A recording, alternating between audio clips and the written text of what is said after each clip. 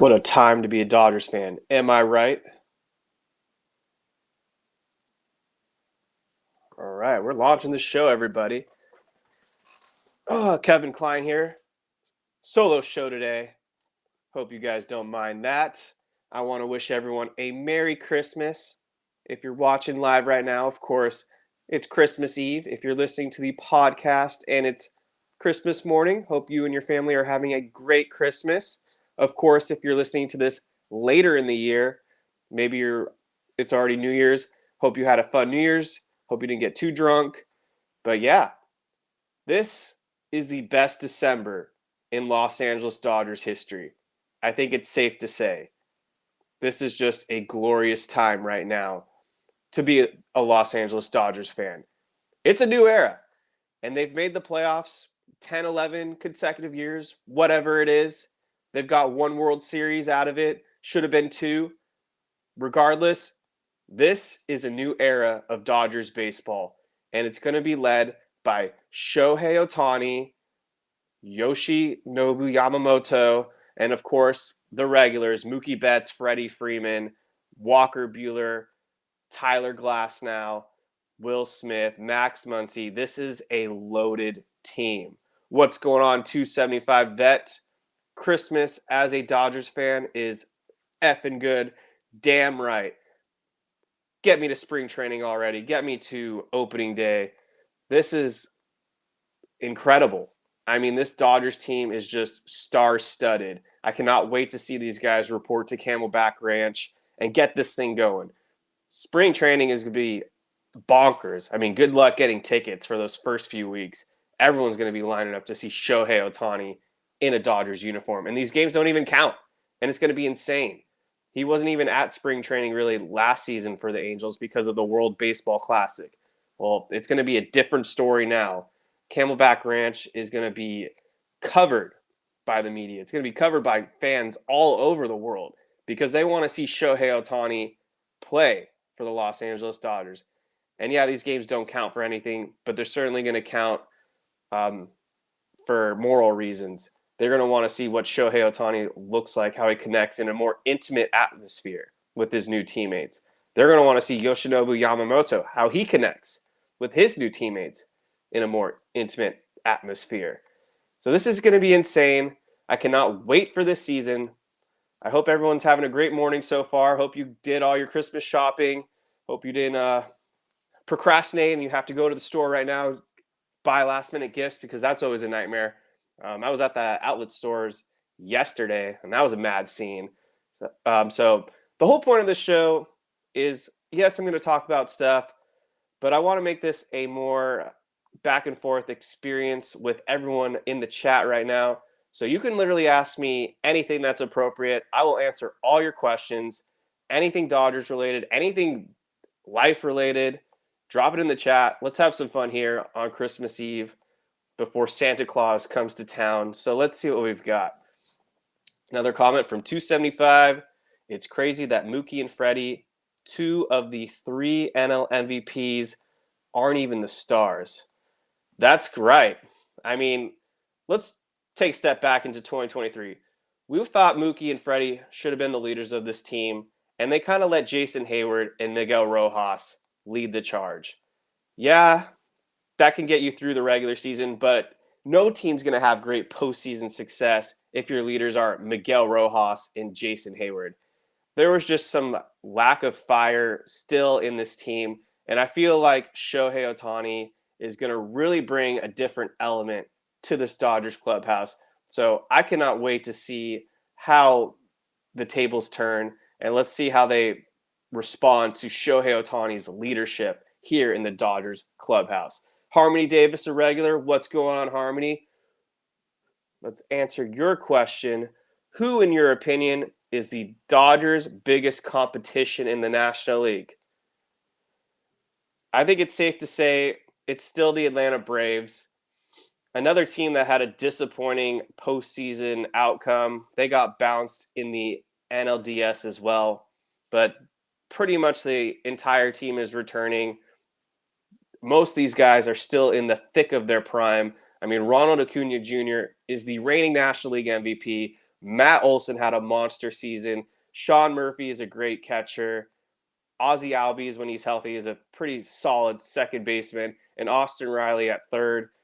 He's one of the best third basemen in Major League Baseball. And then, of course, their pitching staff, a little bit thin versus years past, but I believe Max Fried is in a contract year, and so he could have the best season of his life as he's looking to fetch a big payday. They've really upgraded their bullpen. They got Bummer from the White Sox, and then, of course, Iglesias is in the back end of their pen.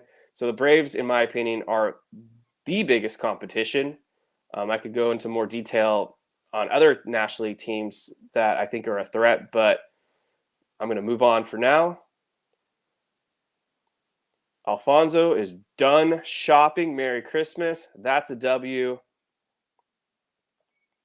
275. By the way, you can watch LA play at Wrigley for about $25.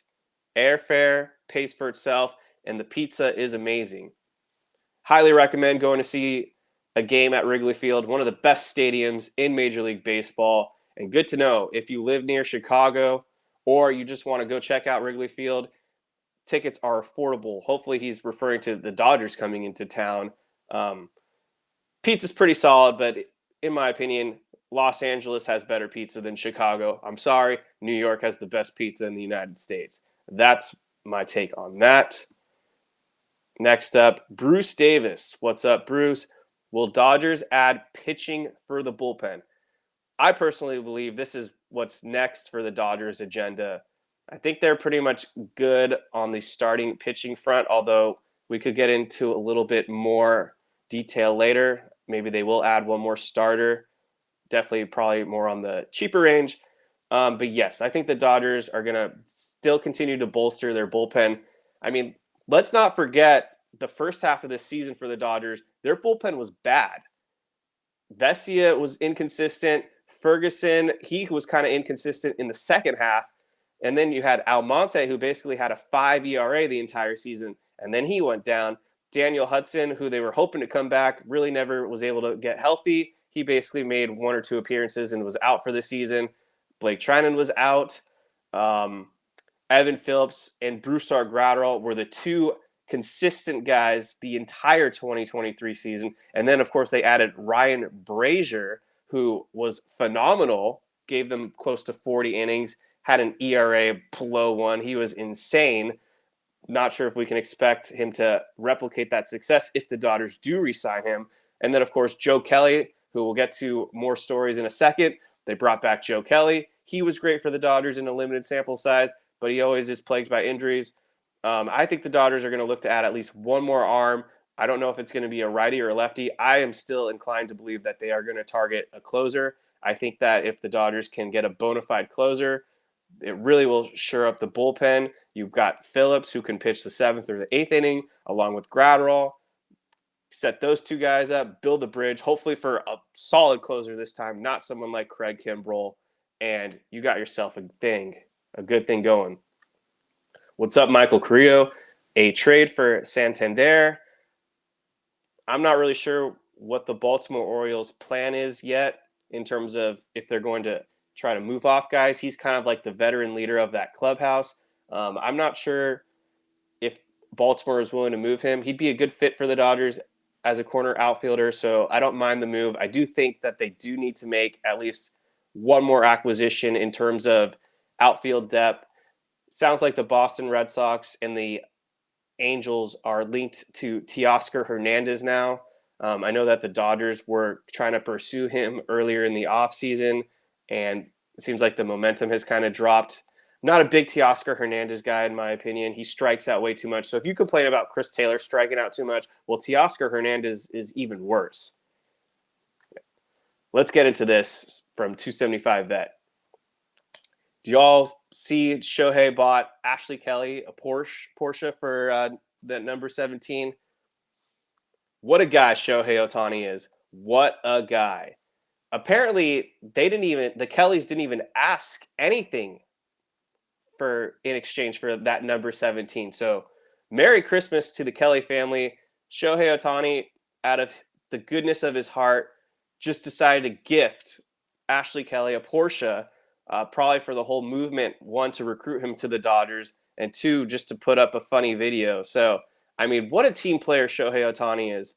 They didn't ask him for anything, and then just out of his good heart, instinctively decided to gift them a Porsche. So, wow, talk about a great Christmas gift. And then on that note, if you follow them on Instagram, you could see that Shohei Ohtani and Yoshinobu Yamamoto went out to dinner together in Beverly Hills. They got some bomb ass Michelin star sushi. So the chemistry is there. Harmony, favorite Christmas present you got? I received a Harry Potter themed Dodgers jersey, which is my favorite. It's a tough question. Favorite Christmas gift that I've ever gotten? I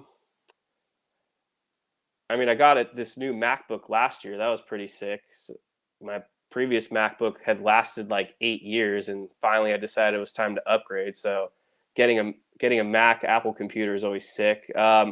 As a kid, though, I got one of those Pikachu like stuffed talking dolls, probably like a foot and a half tall, life size Pikachu that lit up and talked.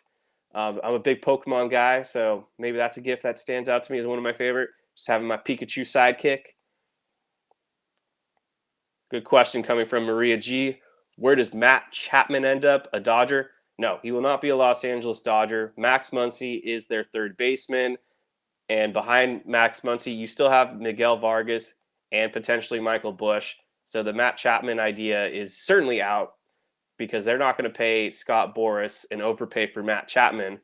I believe that Chapman is most likely going to end up with the San Francisco Giants.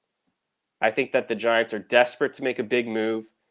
They really need some stability at third base. They haven't had a good defensive third baseman or a solid guy for years now. I believe Tyro Estrada was trying to cover third, and he did a good job, but they want him to be probably the shortstop of the future with Brandon Crawford on his last leg. So I think Matt Chapman is going to end up a Giant. Life journey, what's going on? Trade for David Bednar. Wow, that would be an awesome. That would be an awesome move. I mean, I'm surprised that the Pittsburgh Pirates, who have been going nowhere for years now, haven't tried to make a trade for to trade off David Bednar and sell high. I mean, what good does Bednar even do for the freaking Pirates at this point? They're not good. He is one of the best closers in Major League Baseball. So I really like the idea. I could definitely see David Bednar being a target for the Los Angeles Dodgers. Why the hell not? Thanks for the great question, Life Journey. Trey B, is Liam Hendriks coming off Tommy John surgery? Yes, he is a free agent. He did have to undergo Tommy John surgery. He is likely out for all of 2024. If the Dodgers wanted to do him a service and sign him to like one of those Tommy Kahnle 2-year deals where we're going to rehab him for all of this year and then try to bring him back for 2025, wouldn't mind it. He is getting up there in age though, but he is one of the best closers in Major League Baseball when healthy. So that's where Liam Hendriks currently stands. Will Shin, do you think the 2021 Dodgers are better than the 2024 Dodgers on paper? No, I do not. I think the 2021 Dodgers were better than the 2022 Dodgers, and they were certainly better than the 2023 Dodgers, but there's no way I can think that they're better than this 2024 Dodgers team. I mean, right now on paper, let's look at their rotations. For the 2024 Dodgers, we've got Yamamoto at the top, Glass now right behind him. Both those guys are top 10 pitchers in Major League Baseball when they're on their game. Walker Buehler is going to be a wild card. He's coming off his second Tommy John surgery. They're going to ease him into this season. It's already been confirmed that he will have some type of innings cap. They might start him on the IL to begin the year because with Walker Buehler, you can read this, I believe, in the OC Register. They want him poised and healthy for the second half in October. But following Walker Buehler, Bobby Miller he could have a breakout season. He already had a really impressive rookie season. And then the back end, Emmett Sheehan, Ryan Yarbrough, Nick Frosso, and Landon Knack. Those are some guys that could be in the mix for that number 5 spot. I have a feeling it's going to be a rotating wheel because you can't expect Emmett Sheehan to throw 200 innings next season. He's never thrown that many innings before in his life. 2021 Dodgers, Max Scherzer obviously was sensational for the Dodgers. Walker Buehler was a top 10 pitcher in his prime. Urias had a really great 2021 season. I believe that's when he won the 20 games. Back end, Kershaw obviously was dealing with injuries, kind of missed the second half. And then I'm sure I'm blanking on people. But lineup-wise, I mean, they didn't have Freddie Freeman in 2021. They didn't have Ohtani, obviously. They had Corey Seager. Bullpens, the bullpen, that 2021 bullpen was strong, but this one could be just as good. So I'm going with the 2024 team right now. Let's see what else. ABZ tracked. Why don't we just bite the bullet and unload the prospects for Randy Arozarena? It's clear that we need him, and these prospects aren't going to touch the field anyway. Hell yeah. Why not trade for Randy Arozarena? If the Dodgers were able to pull off a trade for Randy Arozarena, they would wreck Major League Baseball. Like, everyone's already crying and is in shambles, but if they pulled off another trade and got Randy Arozarena, like, it's over. This guy is the definition of clutch. Look up his postseason stats, OPS of like 1,000. Loves it. Loves to show up in the big moment. 2020, he was awesome. Carried them in the ALCS. Nearly carried them in the World Series. So I'm a big believer that the Dodgers should try to make a trade for Randy Arozarena. But if I'm being a realist here, I don't think the Rays are going to trade him right now. The Rays are definitely trying to compete for the 2024 season. And yeah, as good as the Yankees and Orioles might look, the Rays always find a way to be in the mix. So love the idea. Don't see it happening right now. Harmony Davis, would you sign Josh Hader? I wouldn't be mad at it. It's going to be a lot of money. It's going to be a slightly bigger contract than Edwin Diaz. But I am certainly on board with the idea of signing Josh Hader. He kind of burned and ruffled some feathers last season because he wouldn't really pitch more than 3 outs. He was not a big fan of pitching in back-to-back days. That was part of the downfall for the Padres. But once he gets paid, you know he's going to do pretty much anything that the Dodgers ask of him. This is also a guy that wants to win. He has a lot of postseason experience. So it's going to cost a lot of money. I personally wouldn't probably try to overpay for Josh Hader, but I would like the move. I don't think I would do it, to answer the question, but if the Dodgers did it, I fully support it. Start one, bench one, cut one. Mickey Mantle, Roger Maris, Aaron Judge. I mean, this is really easy. I'm starting Mickey Mantle. Might be the greatest hitter, greatest Yankee of all time. I'll bench Roger Maris, and then I'll cut Aaron Judge because Aaron Judge doesn't even know how to cover the outfield in Dodger Stadium. He stubbed his big toe last time and missed like a month. So that's where I stand on that. Michael Carrillo, sign Zach Plesac as an innings eater. He would be a reclamation project for the league minimum. Definitely on brand, a good point. The issue with Zach Plesac, though, is he's not a team player. And so I don't know if the Dodgers are going to gamble on a guy that has a bad reputation. But there was a point a few years ago where he was a top 30-ish pitcher, and he was able to definitely eat innings, but he's kind of spiraled out of control. He's got a bad reputation. I don't think the Dodgers would honestly give him an opportunity at this point. So those are the questions for now. This is, if you're just hopping in here right now, this is just all for fun. This is a questions and answers episode. I'll dive into some Dodgers rumors and all that in just a minute as well. If you haven't hit that like button, please hit the like button. If you're a new subscriber and you've enjoyed our content, please hit that subscribe button. But yeah, Merry Christmas, everyone. Happy Christmas Eve. Whatever other holidays are out there right now. Hope you're having fun. Not a big New Year's guy, but if any of you guys or ladies are big New Year's people, hope you got fun plans. Um, but let's kind of dive a little deeper right now into what we're looking at for the Dodgers in 2024.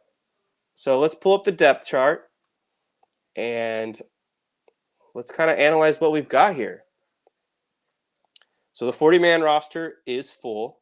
We still haven't even had the corresponding roster move yet to let go of somebody in order to make the Yoshinobu Yamamoto contract official. So somebody's got to go. But in the meantime, let's see where we are at. I don't know why Google does not pull up this roster right away for me. That's annoying. Okay.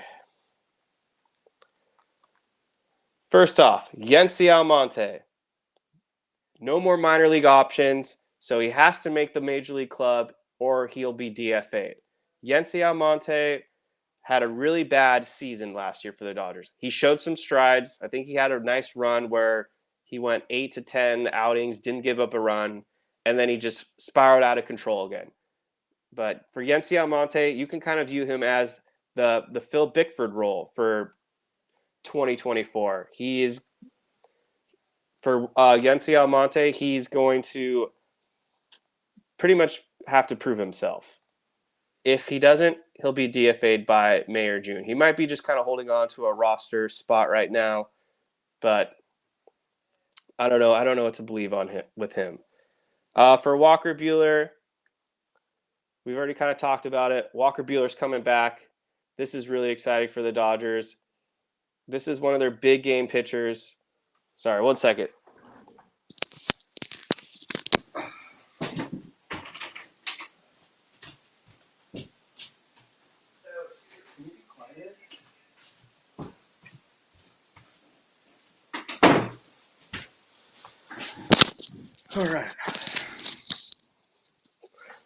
All right, apologies.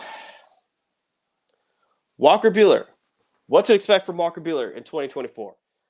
He's going to be in the Dodgers rotation without a doubt. It's just going to boil down to how many innings do they want Walker Buehler to throw for the 2024 season. Personally, I think 150 should be his cap. And then, of course, however deep they go into the postseason, you're going to want to just let him throw it all out there. But Walker Buehler is on a contract year. This is definitely a redemption season for Buehler. It's going to be one of those seasons where, hey, don't forget about me type of moments. So I expect Walker Buehler to probably have an ERA 3.5 to 4 range. 120, 140 innings is my estimate for what he'll give us. But I'm excited to have Walker Buehler back for the Dodgers in 2024. Caleb Ferguson, definitely going to be in the Dodgers bullpen mix. Best lefty on the team. For Caleb Ferguson, it's just going to boil down to consistencies. JP Fireeisen, so this is going to be one of the Dodgers' high leverage relievers without a doubt. For JP Fireeisen, he hasn't really pitched in 1.5 years, but when he was on his game for both Tampa and Milwaukee, one of the best high leverage guys in Major League Baseball. I'm excited to see the Dodgers implement him into the bullpen mix for 2024. He's going to be kind of a similar guy to what Ryan Brazier and Chris Martin were for the Dodgers. Nick Frasso, he's going to make his Major League debut in 2024. He's one of the Dodgers' top prospects in the system. They got him in a heist. I believe they traded Mitch White to acquire him. This guy has really climbed the charts up fast in the minor league depth. He's 25 now. This is the time for Nick Frasso to get some Major League innings under his belt. Tyler Glasnow, wearing that number 31. When Tyler Glasnow is healthy, when he's on his game, he is a top 10 pitcher in Major League Baseball. This is no doubt about it. Tyler Glasnow is one of the game's best. I'm really excited to see what this guy does in a Dodgers uniform. He's going to go in the Prior Lab. He's got his injury issues, we believe, under control now. throws one of the sickest curveballs in the game. High heat, can throw 98 to even 100 miles per hour at times if he really wants to. Tyler Glasnow is going to be a big part of the Dodgers for 2024. Tony Gonsolin out for the season. He's going to undergo Tommy John surgery. They're going to move him to the 60-day ASAP. Brusdar Graterol, incredible season for the Dodgers last season. Basically had a 1 ERA. Big question, I think, for Brusdar Graterol will be, could they move him into the closer role for 2024, or does he just stay as an established setup man for whoever the closer is? Michael Grove should never be given another opportunity to start for the Dodgers again. Best course of action for Michael Grove is for him to be converted into some type of reliever. Brian Hudson, he's just depth at this point. He's a lefty. We saw a little bit of him last season. He could easily be DFA'd, but he does have some minor league options. I think the Dodgers will hold on to Brian Hudson, at least for right now, in case that one of Ferguson or Vesia are hurt. You can call up Brian Hudson to eat some innings. So that's kind of where I think he stands. Kyle Hurt threw 1 inning for the Dodgers last year, or I should say he had 1 appearance for the Dodgers last year, and he was awesome. This guy has really nasty stuff. Kyle Hurt, the question will be, will they use him as a starter? Will they use him as a reliever? But this guy is really good. I believe they got him in that Dylan Floro trade when they acquired Vesia. Kyle Hurt was the minor leaguer in that package, and now that Kyle Hurt is developed, he's really starting to make a name for himself. You should look forward to him. Joe Kelly, already talked about him, got the Porsche for his wife, high leverage reliever, throwing still as hard as he ever has. Joe Kelly, big part of the Dodgers. Dustin May, who knows what we're going to get with Dustin May. Could be out for the season, could come back as a starter in the second half. Always snake bitten by injuries. I don't know what to expect for Dustin May. I skipped Landon Knack, so let's go back to him. Similar story to Nick Frasso, one of their top prospects, ready to make some major league starts. Could be a trade chip, but Landon Knack has really proved himself. He's bounced back, had a great AA and AAA stint last year. Should be part of the Dodgers. Bobby Miller could be an all-star next season. We all know how good Bobby Miller is. He has some of the best pure stuff in the game. You got a starter who's throwing 102 at times, has a sick curveball, sick breaking pitch stuff.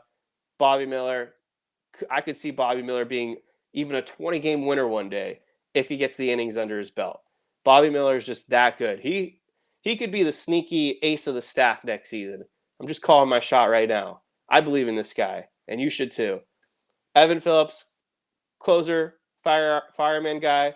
We all know who Evan Phillips is. He's their best reliever. Emmett Sheehan. I think we were all pretty high on Emmett Sheehan. It was really cool to see him be a part of the Dodgers last season. Proved himself. He is definitely a Major League Baseball starter in this game. And so Emmett Sheehan, I would say, is probably the front runner right now to be the Dodgers' number 5 pitcher for 2024. And then following him is Gavin Stone, who had the most hype maybe coming into last season other than Bobby Miller for Dodgers rookies. And Gavin Stone shit his pants. He did not live up to the hype. He pretty much struggled in every outing that he appeared. And with that being said, I think Gavin Stone, this is the guy you want to bet on. His price will never be any lower. He lost pretty much all his truthers. The world is against him right now.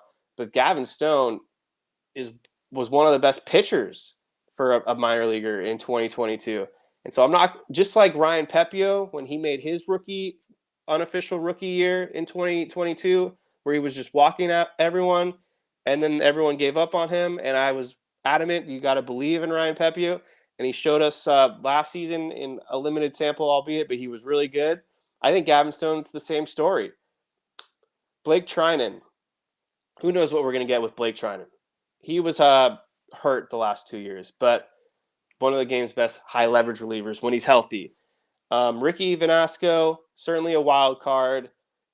Minor leaguer right now, but the Dodgers clearly believe in him. They re-signed him to a major league deal, 1 year, I believe. And so we'll see what we have. This guy has some pure underlining filthy stuff. So I think that Velasco probably has a chance to be in the Dodgers bullpen at some point. He might be the new Shelby Miller, if I'm being honest. He could be the new Shelby Miller at some point. Gus Varland, he really struggled, had a couple bright spots, was picked by the Brewers, I believe, in the Rule 5 draft last season. Then he went back to the Dodgers. I'm not too sure what to expect from Gus Varland moving forward, but there's definitely some good underlying stuff, and he could have a future with this team. Vesia was awesome in 2021, awesome in 2022, not awesome in 2023. If Vesia can get on his game, he's a great bounce back candidate. He's definitely got a lot of heart, so not giving up on Vesia just yet, but he definitely needs to bounce back. Otherwise, they got to move on.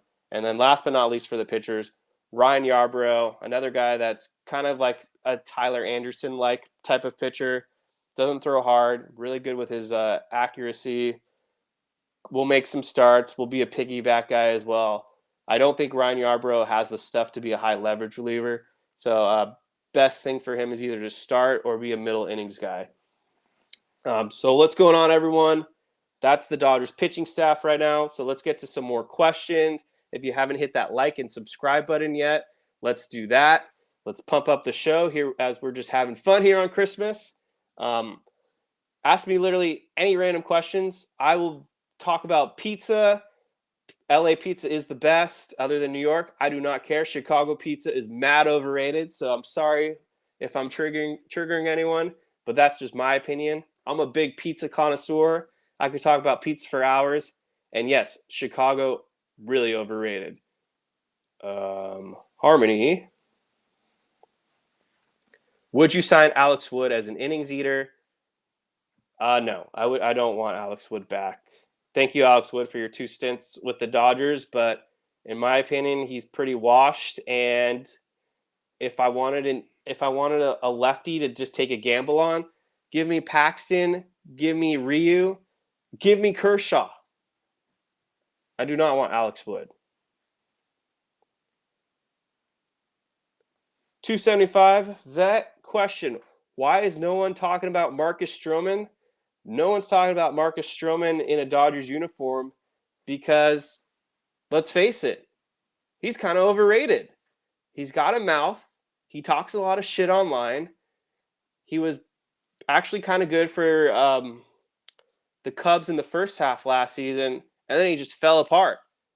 This guy, he's too cocky. He thinks he's a number 1. He's closer to a number 4. I don't think the Dodgers will even explore trying to sign a Marcus Stroman too reliant on contact, doesn't strike anyone out. That's not really the Dodgers' way with right-handed pitchers. They definitely want guys with swing and miss stuff. So, no thanks for Marcus Stroman. Yang Yi, speaking of Tyler, how about former Dodger Tyler Anderson as a lefty? Well, Tyler Anderson is still under contract, I believe, with the Angels, if I'm not mistaken. I believe he signed a multi-year deal, and Tyler Anderson was pretty bad for the Angels. Now, that could fault on the Angels organization themselves because they're really incompetent, but I don't think that Tyler Anderson's coming back to the Dodgers, at least for next season. Harmony, who wins the AL Central? It's not going to be the Twins because they're not doing anything. It's not going to be the Tigers, although they're getting closer, but I think they're still a few pieces away from being a serious contender. Kansas City is making moves. I don't think they have enough yet. Cleveland was disappointing. Chicago's a mess. Just going to take a shot in the dark. I'll say the Guardians bounce back. Every time we think the Guardians are dead in the water, they somehow reemerge and win the Central. So right now, assuming it's the roster we're looking at right now and Shane Bieber doesn't get moved, I'll go Cleveland. Why not? Don't sleep on Connecticut pizza from Viral Addict. I've never had it, so I've never been to Connecticut. Been to New York, and I am a strong believer they have the best pizza. Viral Addict, Luzardo trade. Jesus Luzardo would be awesome for the Dodgers, but he would cost a pretty penny. I definitely think the Dodgers should explore it. They certainly have the prospect capital, and they could definitely use the starting pitching depth. I mean, yeah, we could just be assholes, rule the world, say we don't want Emmett Sheena as our number 5. We want Jesus Luzardo as our number 5. That would be insane. So I'm on board. If they want to continue to explore for trades like Corbin Burns, do it. Get a super team, get the best rotation of all time. I think the Dodgers are really proving it to everyone right now that they're going to be aggressive, and they're not even that high over the CBT threshold right now. Losers like the Mets are still way above it. The Yankees are above it. Dodgers have plenty of financial flexibility for that last tax threshold, I should say, where it starts to get really expensive. If you haven't done your Christmas shopping yet, well, you should be going to TickPick right now to get your Dodgers tickets. If you're a big basketball person, you can get your Lakers tickets. They finally won a game, thank God. But TickPick is the best side, in my opinion. You can literally look up any event, and they're going to have it there for no service fees. So if you're trying to go on Ticketmaster, SeatGeek, they're going to have those sneaky fees in the end that add another $20. There's no extra service fees on TickPick, and they're reliable. They're legit. They will certify your tickets, so you don't have to worry about being scammed. So if you're really scrambling right now to get that last-minute holiday gift, download the TickPick app. They have some promotions going on. Lots of great concerts as well. So definitely take advantage. Go to TickPick. No service fees. Best deals out there. Dodgers definitely need to dump some prospects, not only for the 40 man, but so that these guys get a chance to play. So I want to actually dig a little deeper into Michael Busch because I honestly am kind of confused why the Dodgers can't figure it out with this guy. I understand that defensively, he is a liability, and there really is nowhere for him to play around the diamond. I don't know why the Dodgers haven't tried to be more aggressive with getting him acclimated in left field. Because if Michael Busch could be even a halfway decent left fielder, then he has the same exact makeup to be like a Jock Peterson. I mean, this guy has a ton of power. He's been nothing but clutch in Triple A, and I'm kind of disappointed that the Dodgers weren't able to get Michael Busch more involved last season. This was the perfect chance for Michael Busch to really get comfortable with the Dodgers. They had the room. They had guys like Colton Wong get playing time over Michael Busch. Colton Wong should have been working at a Subway, not playing for the Dodgers, who were trying to win a World Series. And so that was infuriating. Miguel Vargas, they gave him a leash for the first half of the season, and then they kind of had to cut ties and send him to AAA. But I don't understand why there wasn't more of an opportunity for Michael Busch, who we, according to all the prospect experts, they graded Michael Busch above Miguel Vargas. And I mean, this isn't just like me making things up. Last season in AAA, Michael Busch hit 323 with a 431 on base, a 618 slugging. That equates for 1,049 OPS. He had 27 home runs with 90 RBIs, only 88 strikeouts, over 469 plate appearances. Tie that to what was a very limited opportunity in the majors, where he had 81 plate appearances, only got 2 home runs, a 167 batting average. But I mean, what the hell are we doing here with Michael Busch? Why can't we figure this out? He's going to be nearly 30. I mean, I'm exaggerating. I think he's like 26 or 27, but they've got to really figure this out. He's like a top 20 prospect in the major league pipeline, and the Dodgers are just refusing to figure out what to do with this guy. And I have no reason to complain about what the Dodgers are doing, because they're going out there and kicking everyone's ass and making all other 29 teams cry, look like little babies with these Otani, Yamamoto, billion-dollar total moves. But like, we got to figure out what to do with Busch. This is just insane. Like, we're letting one of the best talents out there rot away. And I think Michael Busch, if he's given an opportunity at the major league level, could hit 20 home runs every season. I don't expect him to hit 323, but he certainly has the makeup to be a 250 hitter. And the scouts and all the advanced stats suggest that this guy really has a great natural swing and he has the makeup to be a solid major league player. So it's pretty frustrating that Michael Busch has essentially been wasted. Um, yeah, people on the comments kind of agreeing. There's just no role for Busch.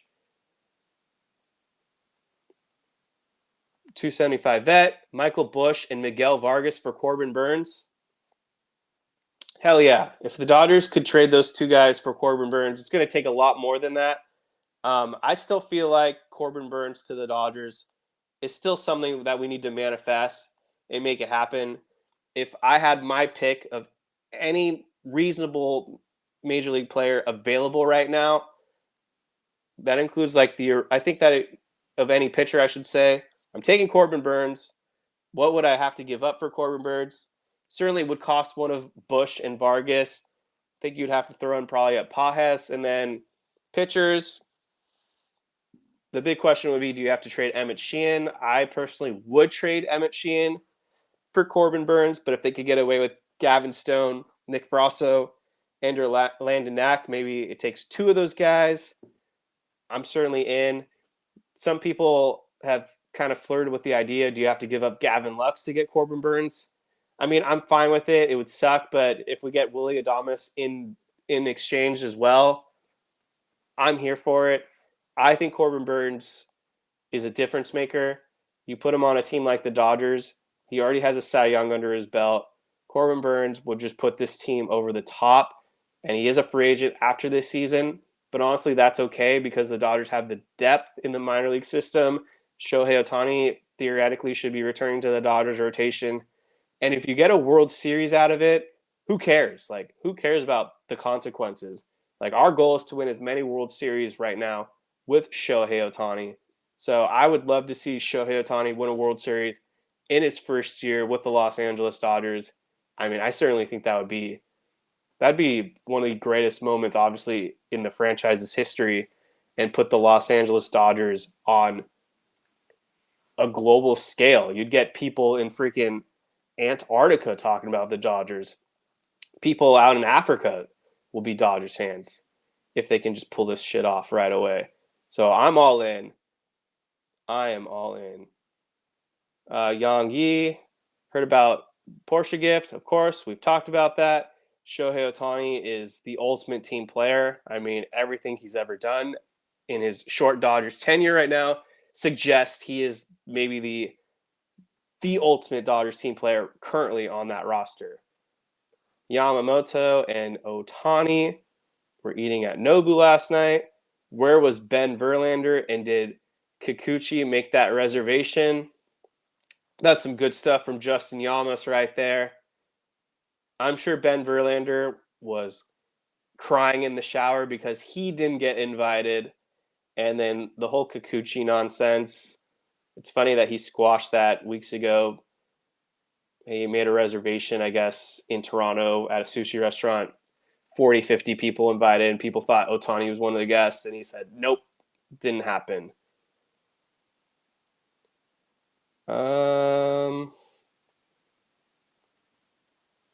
Just a lot of comments. Here we go. Harmony, why can't we trade Cartaya? I said trade him last year, and I called him struggling in Double A. Harmony certainly called her shot, said that Cartaya was overrated and that he wouldn't live up to the hype. He had a really bad season for the Dodgers last season, and he's not even viewed as a top 10 Dodgers prospect in some eyes at this point. So the Cartaya stock has certainly fallen.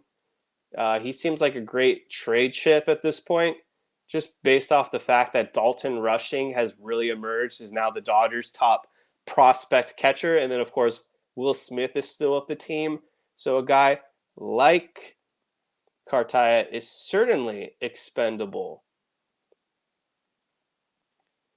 Burns admitted on foul territory he wanted to test free agency. I mean, that's no surprise.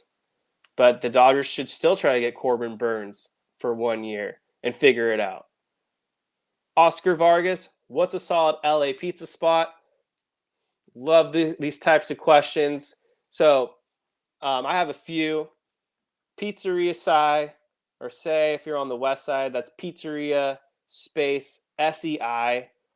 Believe that's off Pico. That's not too far from me, but that's a wood fire with a little bit of Tokyo infusion inspiration behind it. One of the top pizza places in LA. If you're near there, you need to check it out. Desano Pizza in East Hollywood, another excellent Neapolitan-like restaurant. Highly recommend that.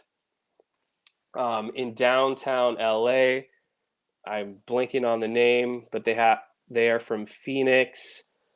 Let me pull that one up. I believe it's Bianco. I just want to make sure I've got my facts straight. Yeah, Pizzeria Bianco in downtown LA.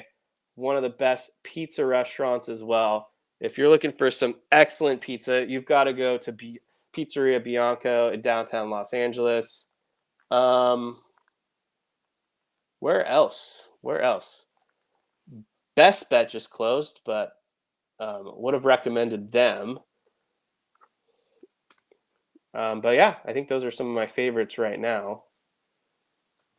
Just trying to remember. Oh, Prime Pizza is bomb. Definitely recommend Prime Pizza. And then I almost forgot to give a shout out to Apollonia Pizzeria on Wilshire.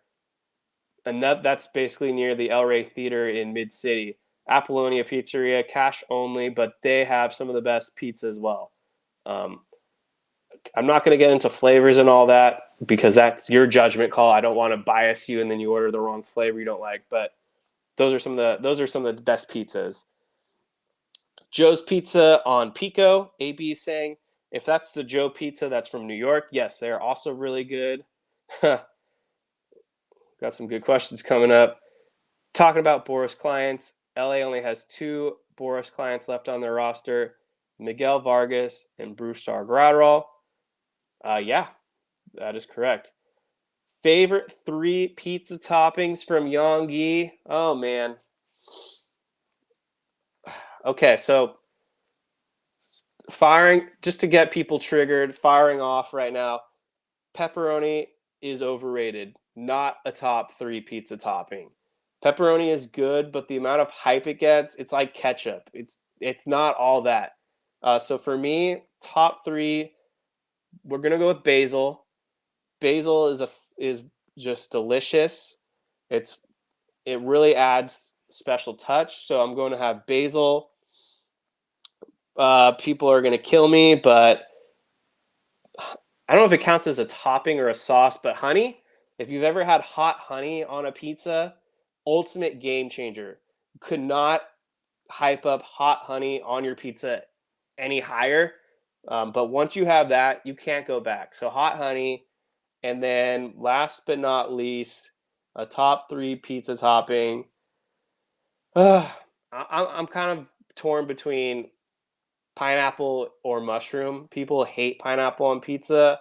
I personally love it, but I guess I'll go pineapple. I am on that boat.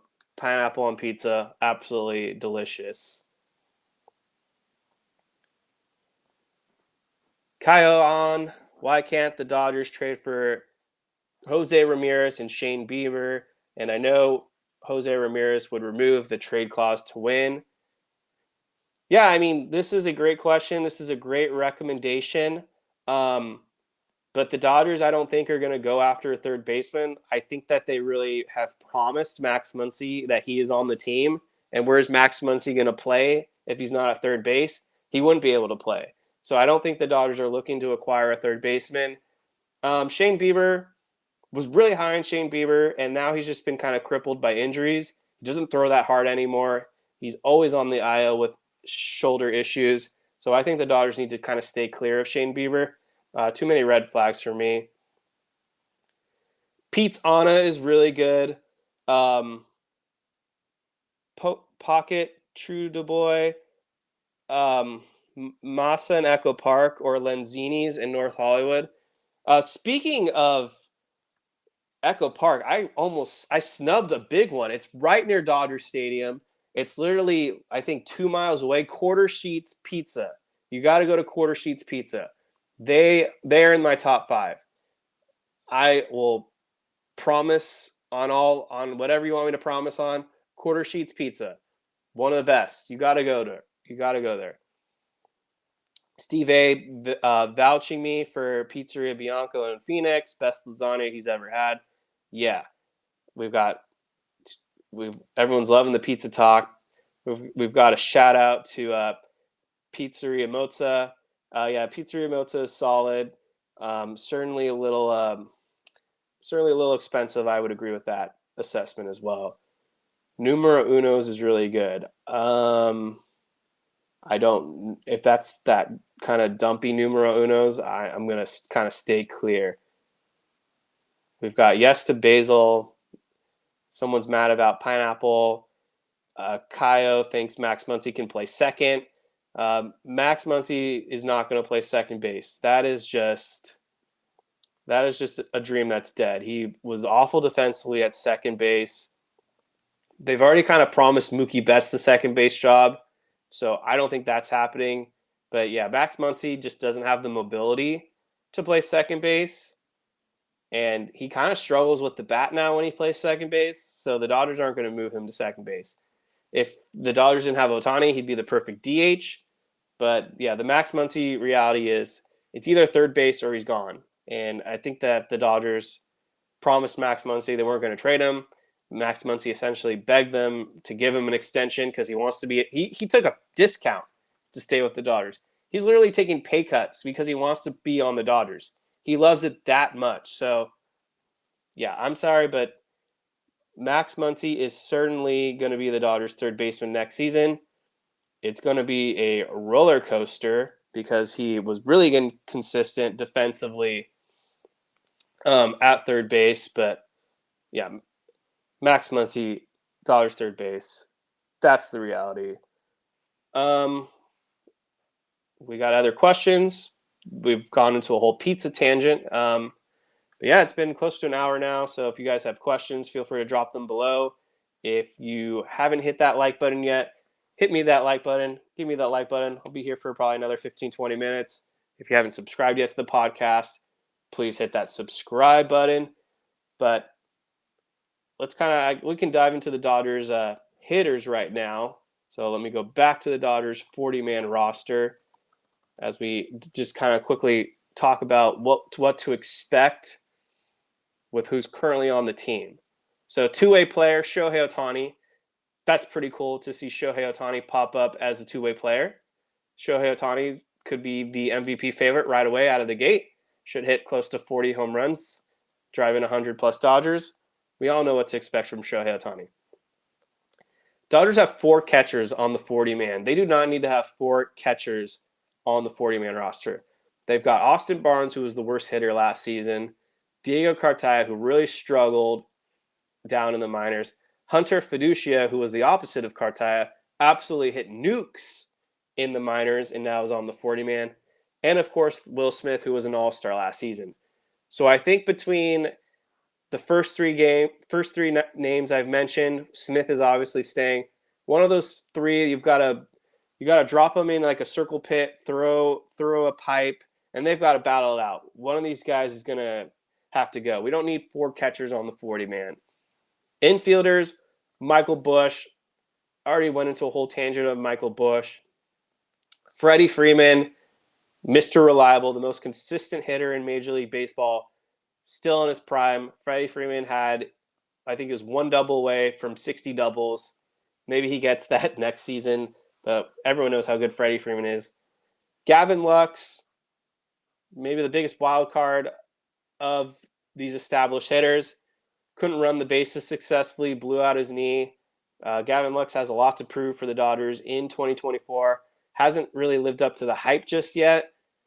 We can assume that they've given him the shortstop job, although I am not fully confident in his ability to play short at a consistent level, especially with Max Muncy at third.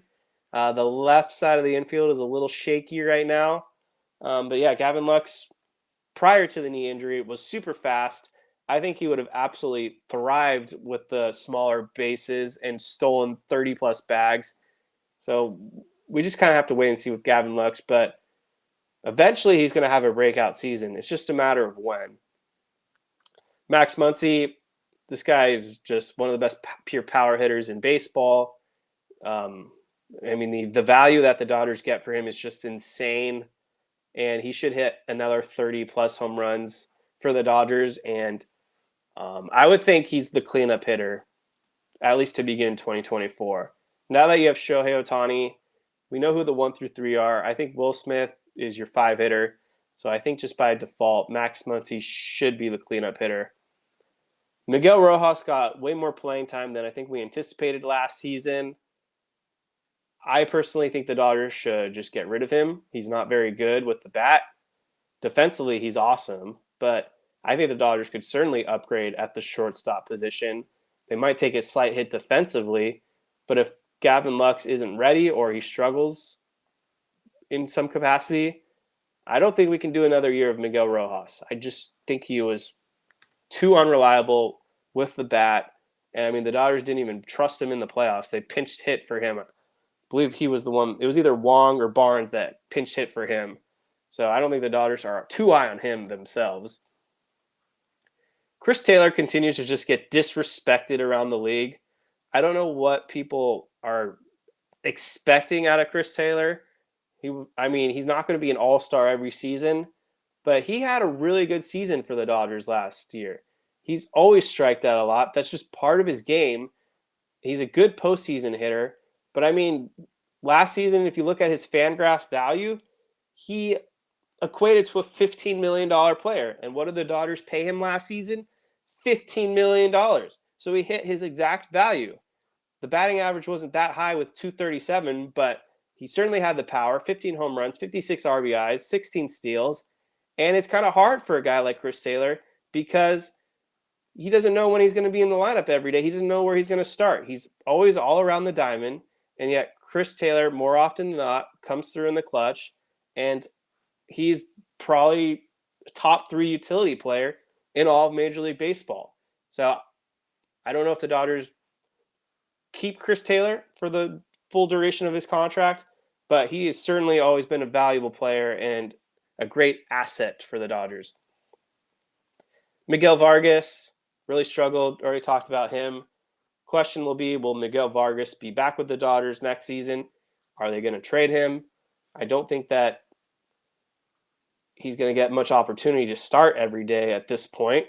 He kind of blew his shot. But if Miguel Vargas doesn't get traded, he's going to be a player to watch this spring. If Miguel Vargas breaks out and forces himself into the Dodgers lineup, I mean, that only is an added luxury. And we're going to have a great conversation and debate potentially of what we have to do with Miguel Vargas for 2024. Betts, MVP candidate. Hayward coming back. Platoon guy will start probably most of the time in right field. Manuel Margot. Question will be, will the Dodgers keep him? Will they play him? They don't seem to be too fond of him. Doesn't have a lot of power. Right-handed bat. James Outman. Everyone knows how good James Outman was. Rookie of the Year finalist. Should just continue to improve his games, cut down on the strikeouts. And then last but not least, Andy Pajas, another top prospect who had his season cut short because of injuries. Andy Pajas is projected to be a pretty good outfielder when it's all said and done. All right. Elias Marquez, you think we'll get another starter like Cease or Burns? I don't think the Dodgers are going to trade for Dylan Cease. I think the price is too high. The Atlanta Braves are probably the team that scares me the most for a Dylan Cease market. I think the Dodgers pivoted immediately to Tyler Glasnow because the asking price was much more reasonable. They only had to give up Ryan Pepio and DeLuca versus for Dylan Cease, he probably had to give up Pepio, who it was reported the White Sox did want Pepio, but they wanted more. So it just makes more sense. And honestly, Tyler Glasnow, this isn't me being a homer. Tyler Glasnow is a better pitcher than Dylan Cease. It's not a hot take. When Tyler Glasnow is healthy, he is a better pitcher. He has better stuff than Dylan Cease. Corbin Burnes, I think, is still an option at the deadline if he's not moved by the Brewers.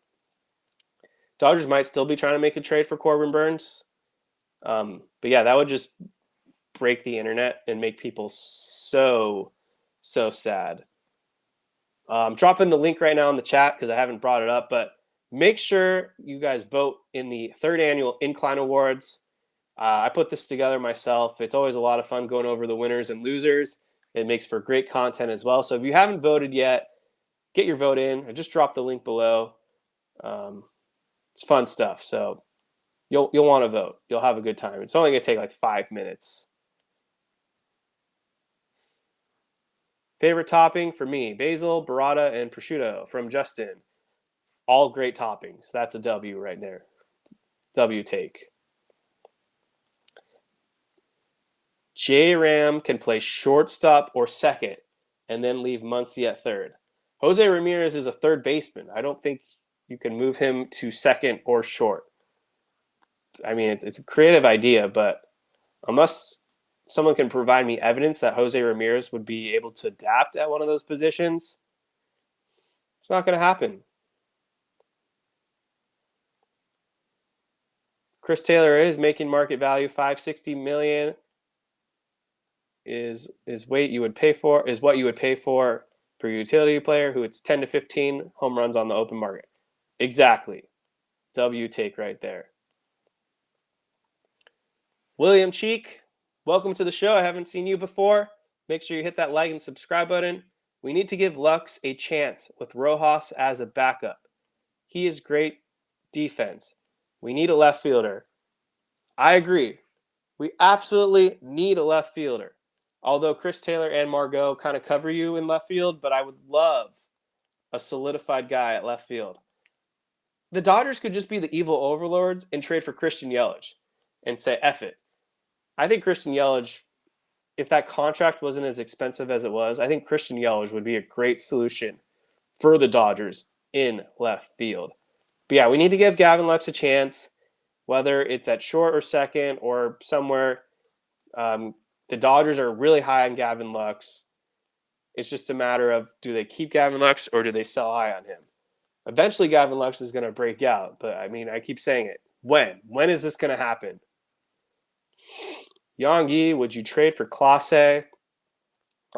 Absolutely. We just talked about this in our most recent episode a couple days ago. So if you want to go back and listen to that for further depth, absolutely. Clase, you could argue, is the best closer in Major League Baseball.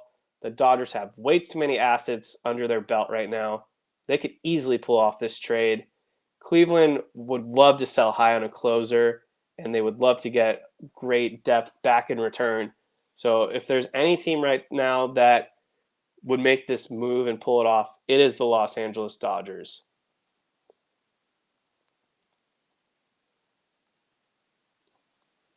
Harmony Davis, why did Ben Verlander get so much hate or so much heat 10 days after he said what he said? I don't understand the context, but he's Ben Verlander. MB, one more power-hitting outfielder and a lefty starter needed. I certainly agree. Dodgers could use a little bit more depth in the starting rotation. I think the solution is either you promise a spot to Kershaw, or you take a flyer on a James Paxton, Hyun-Jin Ryu type guy.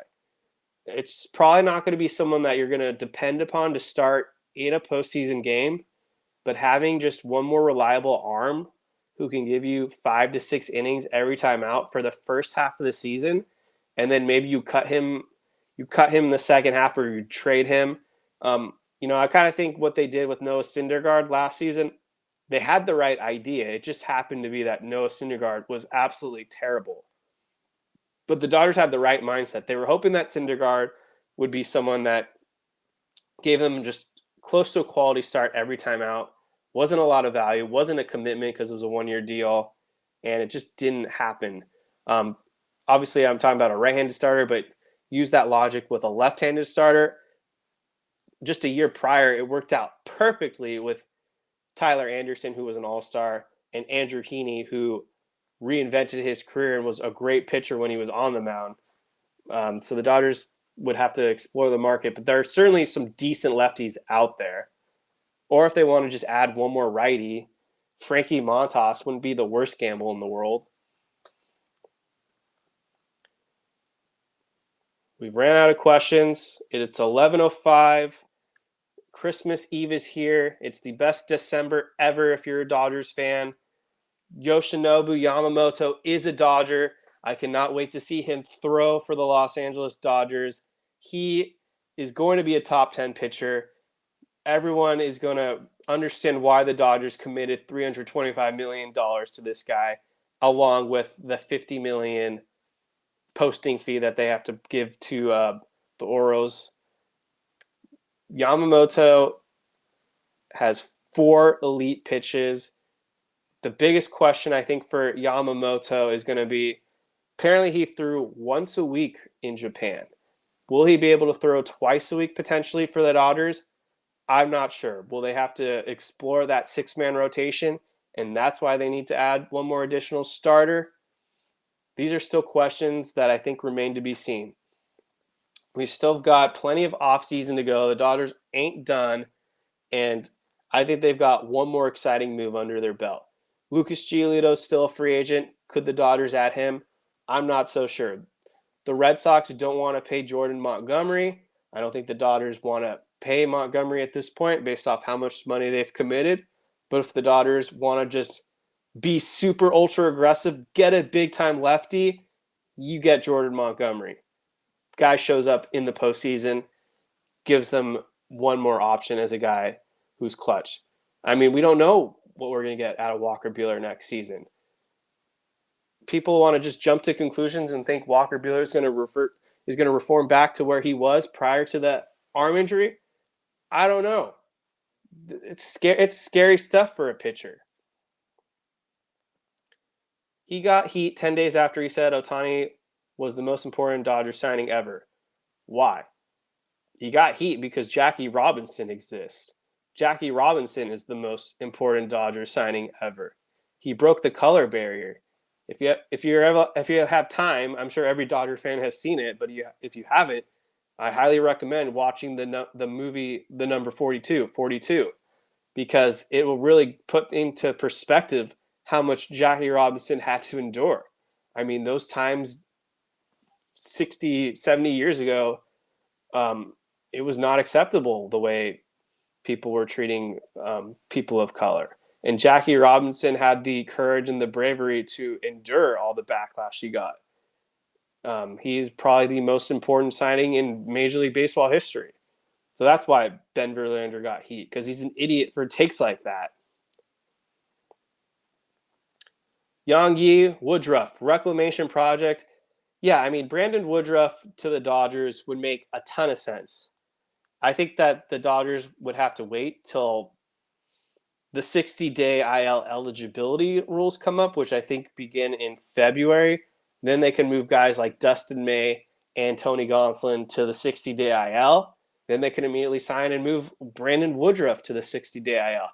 So even though the Dodgers 40-man roster is full in theory, it's not, because Dustin May and Gonsolin are 2 roster spots that need to be moved to the 60-day injured list. There could be one other guy that I'm blanking on who might need to be moved to the 60-day, but I'm pretty sure those are the 2 right out of the gate who won't be pitching in the first half. And then, of course, Daniel Hudson is signed to a minor league deal. And if he breaks out and shows that he is still the Daniel Hudson of old, they're going to give him a roster spot. But yeah, Brandon Woodruff is a great idea. Probably wouldn't pitch in 2024, but that's some awesome depth for the Dodgers for 2025. But I think, to MB's point, Brandon Woodruff doesn't help the Dodgers this year, and they need to prioritize guys that are going to help them win now. No more of these gambles like Alex Reyes, who just didn't work. Even though he's back, they paid Blake Trinan $9 million last season, I believe, to not throw a single pitch for them. So I'm kind of over this whole let's spend so that we have guys for the future. It's time to win now. And I get it. They were saving for Ohtani. It's clearly worth it. But now we got to shift focuses. Shohei Ohtani is the greatest GM next to Andrew Friedman in Dodger history. In my opinion, Shohei Ohtani is a co-GM with the way he's just actively recruiting. He got Tyler Glasnow on board. He got Yoshinobu Yamamoto, who was not going to go anywhere other than the Dodgers because we had Shohei Ohtani. So Steve Cohen tried to court him by taking him out to a nice dinner. I bet it was super awkward. I bet they had nothing to talk about. Cohen was probably trying to sell him on how great the Mets are. Anyone that's ever followed the Mets knows that they're a joke. The Yankees came close. They really wanted him, but then that report that they didn't want to offend Garrett Cole by paying Yamamoto slightly more than him. Cry me a river. Cashman always got excuses. By the way, Kevin, happy Curt Flood Day. Today is the 54th anniversary of the Curt Flood letter. He essentially helped lead to the creation of free agency. That's awesome. That is awesome. That kid Jay, do you think they get another outfielder? I do. I do think they're going to get another outfielder. Paul Vaughn, Giolito. I don't think the Dodgers really will sign for Lucas Giolito at this point. I think some people were hoping that Lucas Giolito was going to sign like a super cheap 1 year, $10 million deal or something. But if you look at the market right now, if Jack Flaherty could get $14 million with the Tigers and Noah Syndergaard could get $13 million with the Dodgers last season, Lucas Giolito had a disastrous second half, but he has an established resume to prove that he is still a solid pitcher. So for Lucas Giolito, I would expect he'll probably sign a 2 or 3 year deal. Average annual value, probably looking close to $20 million a year with an opt out after that first year, so that he can re-enter the free agent market in case he does have a great bounce back season. But I don't think the Dodgers want to pay a guy like Lucas Giolito that salary at this point. I think Giolito is probably going to end up in the NL West, more likely San Diego or potentially Arizona. But I do think Giolito would have been I think he would have been a lock to the Dodgers if they didn't get Yamamoto. There's a good question from ABZ Tract. So why re-sign Clayton Kershaw? You re-sign Clayton Kershaw because he's Clayton Kershaw. Him and Sandy Koufax are the two greatest pitchers in Dodgers franchise history. If Clayton Kershaw is knocking at your door and he expresses, let me rephrase that. If Clayton Kershaw knocks at your door and he expresses his desire to come back, help compete for a championship, and the Dodgers can look into his medicals, do a physical examination and all that, and they can kind of come to determine that he will be able to come back in the second half, then you make that signing because he's Clayton Kershaw. And I don't think we should remember Clayton Kershaw for the way he went out in that NLDS game. That's just a bad reflection of who Clayton Kershaw is as one of the all-time great pitchers. I mean, you can fault the Dodgers organization for putting him into that spot. I mean, why are you throwing a guy who has a bad shoulder in a must-win game? I'll never understand the logic here. But if you remember what Clayton Kershaw looked like prior to that injury, he was a top 3 pitcher, I think, in the National League. Definitely was in the Cy Young conversation. He was an all-star. The last 2 years, he's been an all-star. So when Clayton Kershaw is healthy and he's on his game, you bring back Clayton Kershaw. You don't want to see him pitch for another team.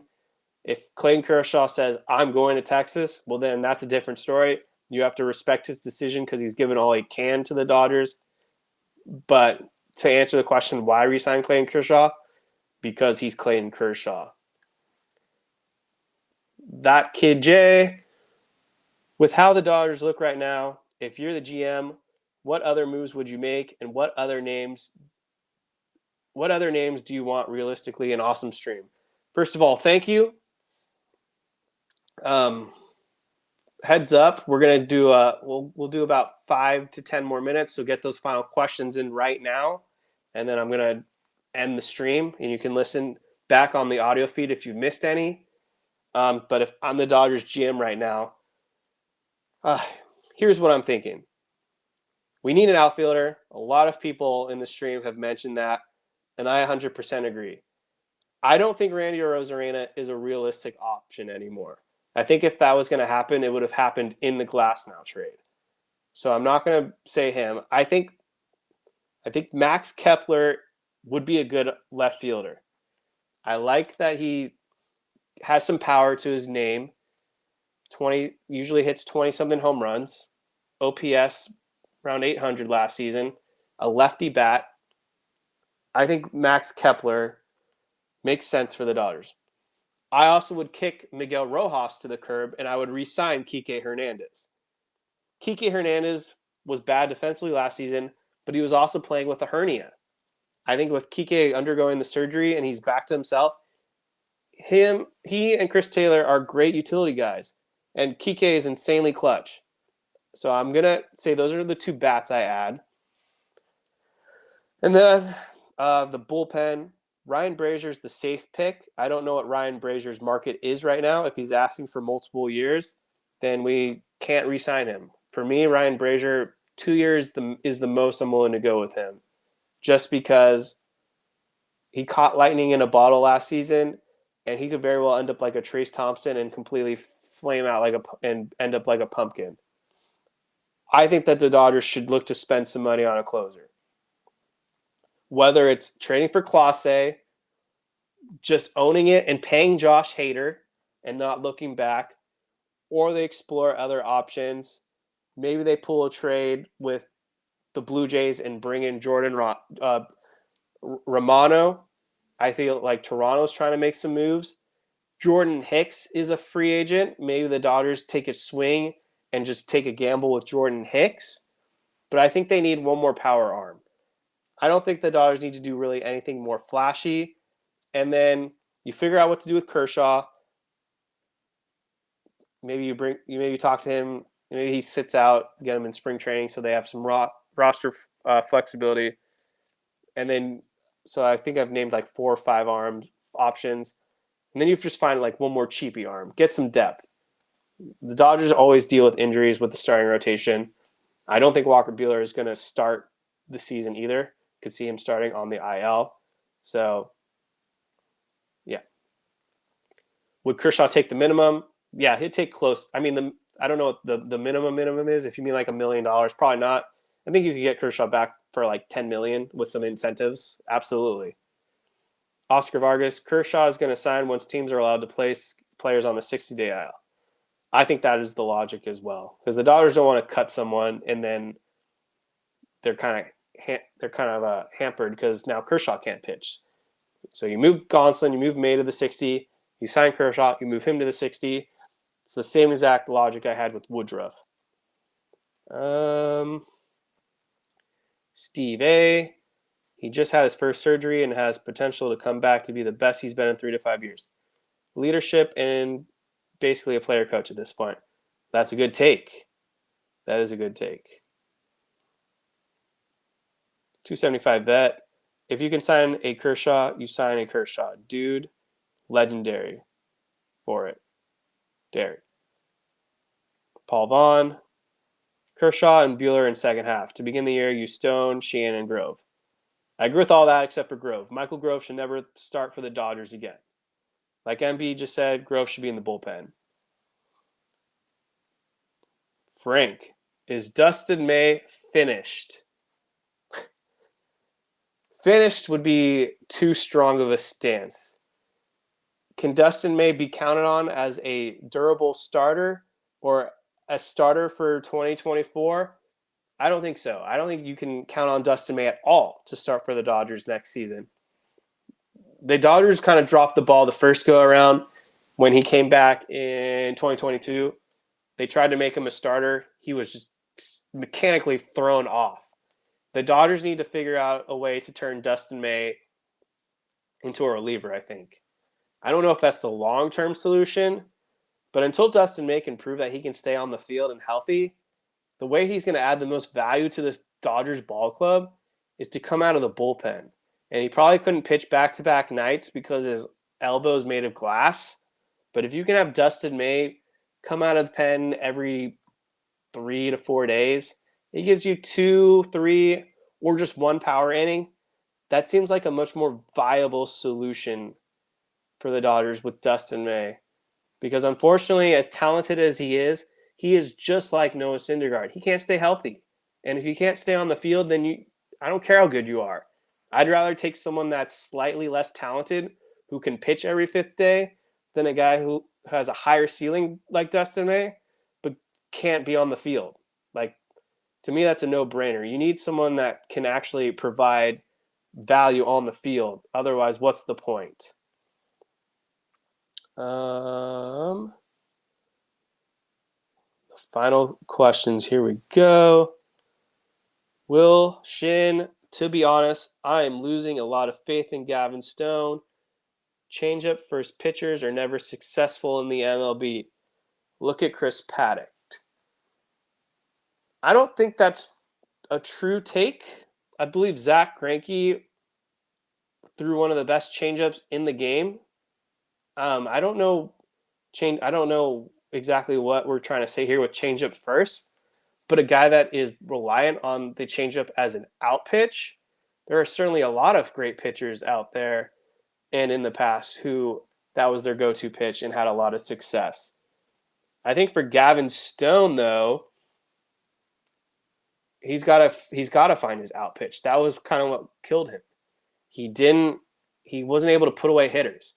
And he had a lot of life on the fastball, 94, 95, had a pretty great changeup. The slider wasn't really working for him. I think that's kind of what he needs to improve upon.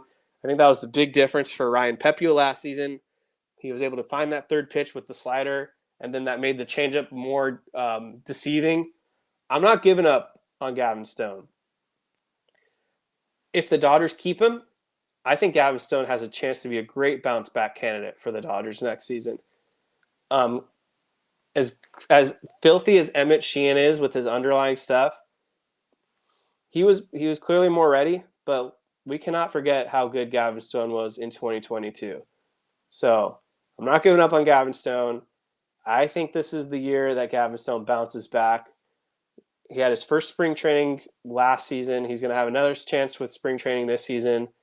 I think Gavin Stone, if he's not traded, because at the same time the Dodgers might trade him and sell medium now. He wouldn't be high value, but there's still a lot of value with Gavin Stone. Don't quit on him just yet. I do not think it's time to quit on Gavin Stone. That kid Jay, are you not worried about Luck staying healthy? Oh, I'm worried about Gavin Luck staying healthy. He's almost kind of like the Dustin May version of a Dodgers hitter.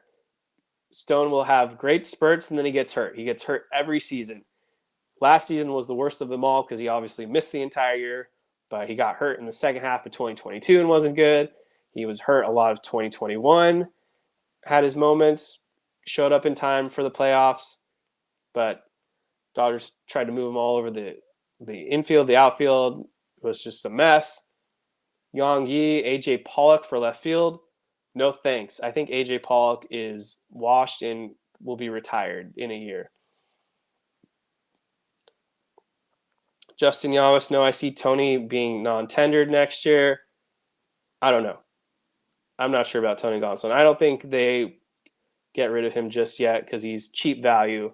And people use this logic with all other pitchers. Tony Gonsolin's getting a fresh elbow. So why is he any exception? He could come back firing and throwing 95, 96. Before the injury, Tony Gonsolin was an all-star. That's just the reality. And then he had the forearm tightness, and he hadn't been the same since. But if Tony Gonsolin could get healthy, he's always been kind of the exception, the Cinderella story where a lot of people don't believe in him, and then he just arises to the occasion. If Tony Gonsolin is on the roster and he's healthy, you've got to give him an opportunity to at least give him the redemption arc. So I'm dropping in the Discord invite right now. If you're If you like this show and you want to be a part of our Discord chat, join the Discord. Just drop the link below. If you haven't hit the subscribe button yet, or if you're listening on the audio feed, hit that like and follow button. This is Kevin Klein about to sign off with my final thoughts. It's December 24th. It's Christmas Eve. Christmas is one of the best times of the year. Christmas movies are phenomenal. There's a million Christmas movies. I don't know if I've ever done a Christmas movie list on the show before, but if you're an Elf person, make sure to watch Elf one more time. If you're a It's a Wonderful Life person, make sure to watch It's a Wonderful Life. If you're into campy stuff like Love Actually, go ahead, put on Love Actually. If you're into A Christmas Story, put on A Christmas Story. If you want a good laugh, put on Christmas Vacation. There's just so many great Christmas movies out there. There's so many great Christmas songs. Gingerbread Cookies is a top 10 cookie. Maybe next time we'll go into cookie takes. Home Alone from MB, absolutely, and That Kid J. Home Alone is one of the all-time best Christmas movies. Steve A with Family Stone. I don't know about that one, dog. That one was not that good in my opinion. Home Alone, though, iconic. They're Spirited, I think that came out last year. Decent, not top 10. Family, Gavin Stone. That's a good pun right there. But yes, so many Christmas movies. Miracle on 42nd Street, 34th Street, one of those elite movie right now. But yeah, thank you guys for tuning in. Hope you all have a Merry Christmas and a Happy New Year, although we might be back before the New Year's holiday. But let's see what the Dodgers do. I think the Dodgers have one or two more solid moves in them. Maybe that happens in January, but it's been a fun offseason thus far. Thank you guys for all listening to the Incline Dodgers podcast. Kevin Klein here. Make sure you're following us on social media as well. And yeah, what a great time to be a Dodgers fan. Happy holidays, everyone. Have a great rest of your weekend.